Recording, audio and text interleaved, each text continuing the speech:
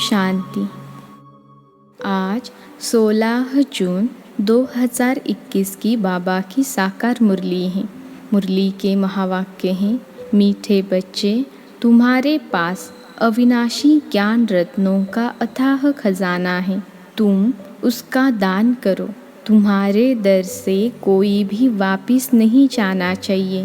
प्रश्न है, सर्व संबंधों की सैकरीन बाप अपने बच्चों को कौन सी श्रीमत देते हैं? उत्तर है, मीठे बच्चे, अपना बुद्धियोग सब तरफ से हटाए, एक मुझे याद करते रहो। दुनिया की कोई भी वस्तु, मित्र संबंधी आदि याद न आए, क्योंकि इस समय सब दुख देने वाले हैं।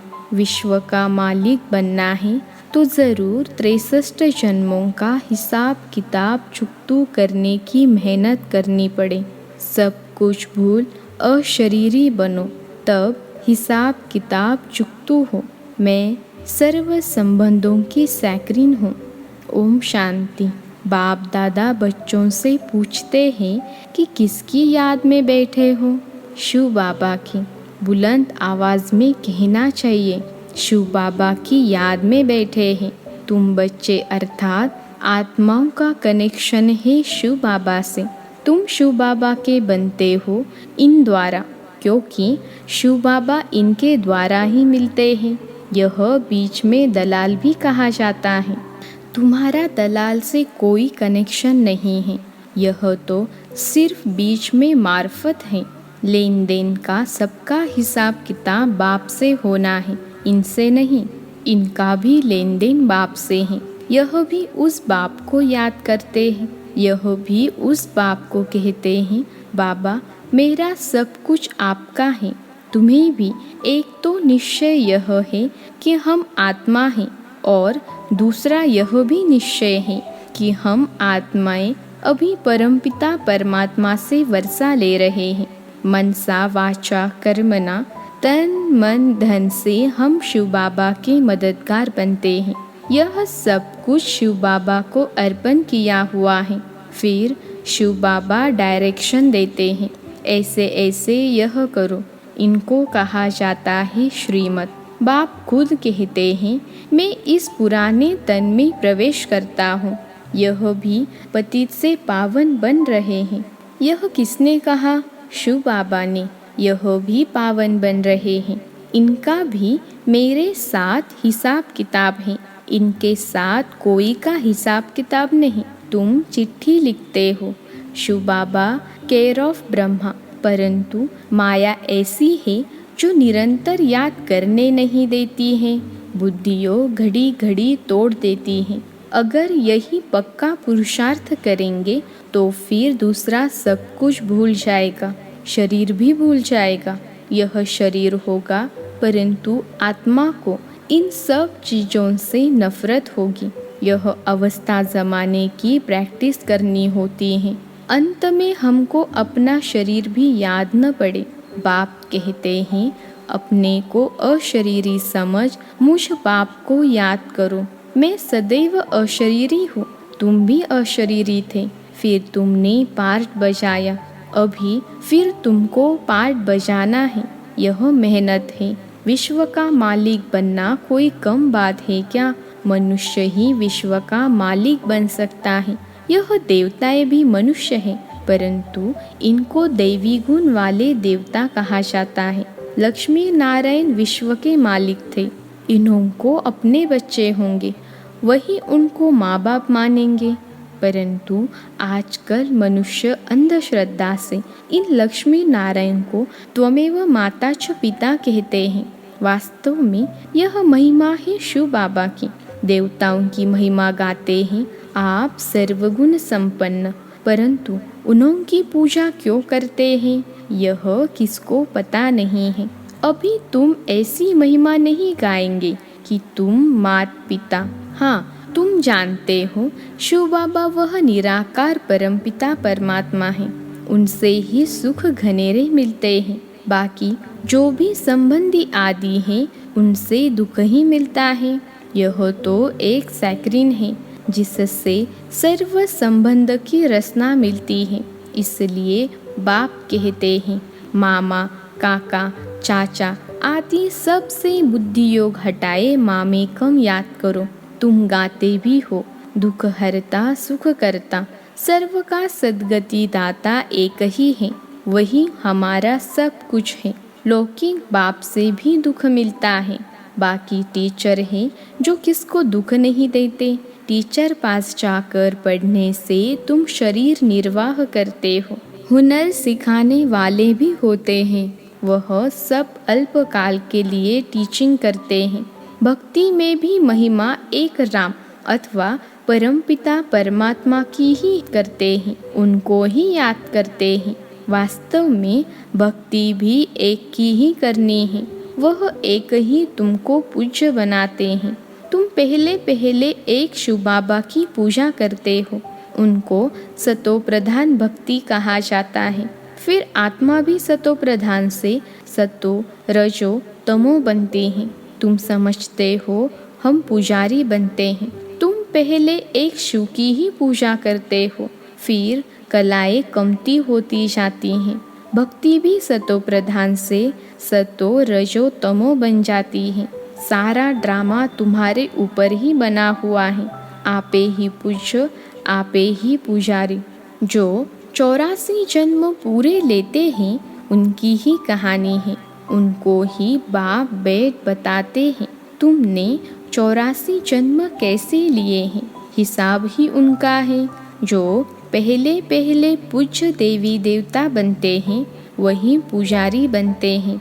बाप कहते हैं मैं कल्प कल्प आकर तुमको पढ़ाता हूँ और देवी देवता धर्म की स्थापना करता हूँ, राजयोग सिखाता हूँ। गीता में भूल से कृष्ण भगवानुवाच लिख दिया है। भगवान तो एक ही होता है, वह तो कहते ठिक्कर भीतर कन कन में परमात्मा है, परंतु ऐसे तो हो नहीं सकता। भगवान की तो महिमा अपरंपार है। कहते हैं हे बाबा तुम्हारी गतमत न्यारी, अर्थात तुम्हारी जो श्रीमत मिलती है वह सबसे न्यारी है। बाप को कहते ही है गति सद्गति दाता परमपिता परमात्मा। तो बुद्धि ऊपर में जाती है, दुख के टाइम उनकी ही याद आती है। अगर राम सीता बुद्धि में हो फिर तो सारा रामायण बुद्धि में आ जाए। तुम तो पुकारते ही हो उस एक बाप को, सिवाय एक बाप के कोई भी साकारी मनुष्य व आकारी देवता से बुद्धि नहीं लगानी है। पतित पावन है ही एक बाप। कोई भी सत्संग में जाकर यही गाते हैं पतित पावन सीताराम, अर्थ कुछ नहीं। यह सब है भक्ति मार्ग का गायन। सब रावण की जेल में है। भक्ति मार्ग में बहुत भटकते हैं, यहाँ भटकने की कोई बात नहीं। बाप समझाते हैं बच्चों को पॉइंट्स बुद्धि में अच्छी रीति धारण करनी है, पढ़ाई रेगुलर करनी है।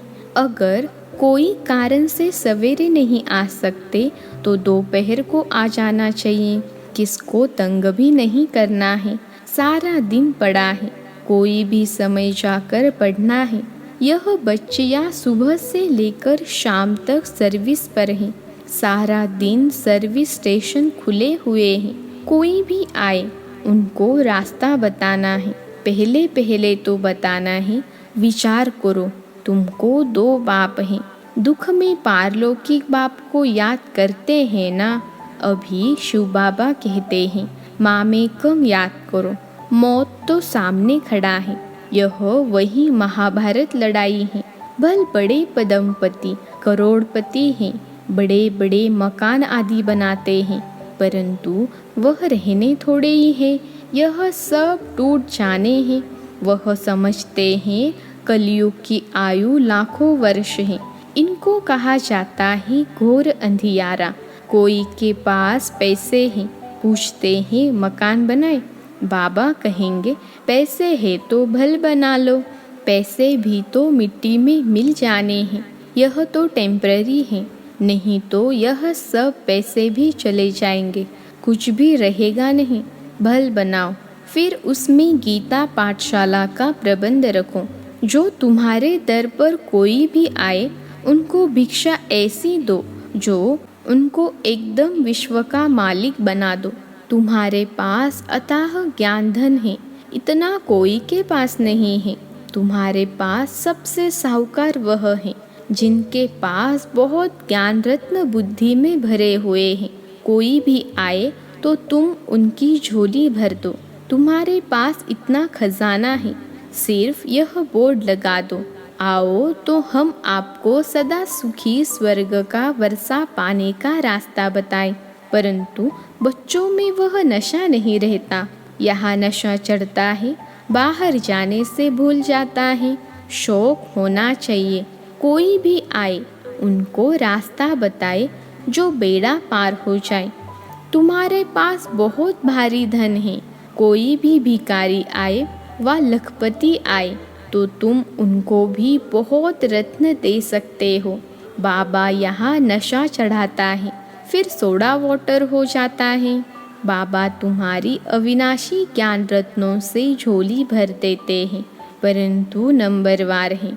किसकी तकदीर में है तो पूरी रीति धारण कर लेते हैं। बाबा कहते हैं कोशिश कर तुम निरंतर याद में रहो। ऐसे नहीं कि सेंटर में जाकर एक जगह बैठना है, नहीं, चलते फिरते जो भी समय मिले बाप को याद करते रहना है। हथ कार्डे दिल अर्थात बुद्धि का योग बाप के साथ हो। बाप की याद से तुम्हारा बहुत कल्याण होगा। 21 जन्म के लिए तुम साहूकार बन जाते हो। बेहद का बाप बेहद का वर्षा देते हैं। भारत स्वर्ग था, अब नर्क है। बाप कहते हैं अब मुझे याद करो तो तुम्हारी आत्मा सतो प्रधान बन जाएगी। बाप को याद करेंगे तो नशा चढ़ेगा।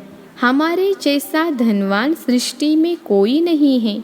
बाप ही याद नहीं होगा तो धन कहाँ से आएगा। स्वर्ग में तो तुम बच्चों को अपार सुख मिलता है। शास्त्रों में तो कितनी दंत कथाएं लिख दी हैं। गाते भी हैं राम राजा राम प्रजा, धर्म का उपकार है। फिर कहते राम की सीता चुराई गई, बंदरों की सेना ली। आगे खुद भी पढ़ते थे, कुछ भी समझते नहीं थे। अब कितना समझ में आता है, कितनी वंडरफुल बातें लिखी हैं। बाप कहते हैं मुझे प्रकृति का आधार लेना पड़ता है। त्रिमूर्ति में भी ब्रह्मा विष्णु शंकर दिखाते हैं, परंतु यह भी समझते नहीं कि विष्णु कौन है, कहाँ के रहने वाले हैं। विष्णु के मंदिर को नर नारायण का मंदिर कहते हैं, परंतु अर्थ कुछ भी नहीं समझते हैं।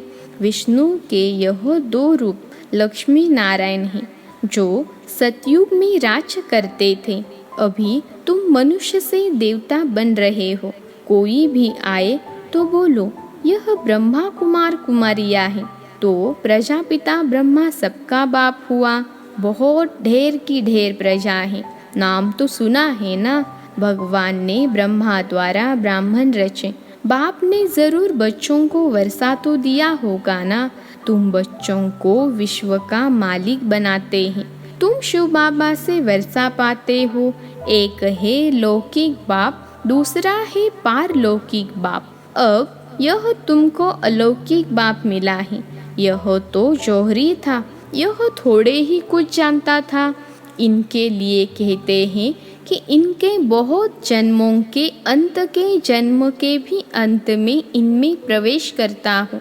वानप्रस्थी बनने का रिवाज भी भारत में है।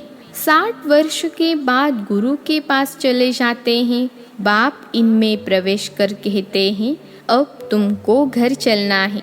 मुक्ति सब चाहते हैं, परंतु मुक्ति को जानते कोई भी नहीं। ब्रह्म में लीन तो कोई हो नहीं सकते। यह तो सृष्टि का चक्र फिरता ही रहता है, सबको पाठ बजाना ही है। कहते हैं वर्ल्ड की हिस्ट्री ज्योग्राफी रिपीट। यह अनादि ड्रामा बना हुआ है। 84 जन्मों का पाठ तुमको बजाना ही है। यह ज्ञान डांस होती है, वो लोग फिर डमरू दिखाते हैं। अब सूक्ष्म वतन वासी शंकर डमरू कैसे बजाएगा। बाप ने समझाया है तुम बंदर मिसल थे, तो तुम बंदरों की सेना ली। तुम्हारे आगे बाबा ज्ञान का डमरू बजा रहे हैं, तुमको ज्ञान देते हैं। अभी तुम्हारी सूरत और सीरत दोनों पलटा रहे हैं। काम चिता पर बैठ तुम काले हो गए हो। बाबा फिर तुमको ज्ञान चिता पर बिठाए, सूरत और सीरत दोनों पलटाए सावरे से गोरा बना देते हैं। यहाँ बाबा कितना नशा चढ़ाते हैं, फिर नशा गुम क्यों होना चाहिए? अच्छा, मीठे मीठे सिखिलते बच्चों प्रति माता पिता बाप दादा का याद प्यार और गुड मॉर्निंग। रूहानी बाप की रूहानी बच्चों को नमस्ते। हम रूहानी बच्चों की रूहानी माता पिता बाप दादा को याद प्यार गुड मॉर्निंग और नमस्ते बाबा नमस्ते। धारणा के लिए मुख्य सार पहली पॉइंट है, बाप ने जो अथाह ज्ञान का धन दिया है उसे धारण कर स्वयं भी साहूकार बनना है और सबको दान भी करना है। जो भी आए उसकी झोली भर देनी है। दूसरी पॉइंट है, बाप की याद से ही कल्याण होना है, इसलिए जितना हो सके चलते फिरते बाप की याद में रहना है। सर्व संबंधों की रचना एक बाप से लेनी है। आज का वरदान है, सारे वृक्ष की नॉलेज को स्मृति में रख तपस्या करने वाले सच्चे तपस्वी व सेवाधारी भव।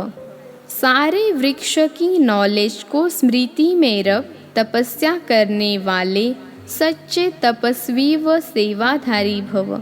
विश्लेषण है, भक्ति मार्ग में दिखाते हैं कि तपस्वी वृक्ष के नीचे बैठकर तपस्या करते हैं। इसका भी रहस्य है। आप बच्चों का निवास इस सृष्टि रूपी कल्प वृक्ष की जड़ में है।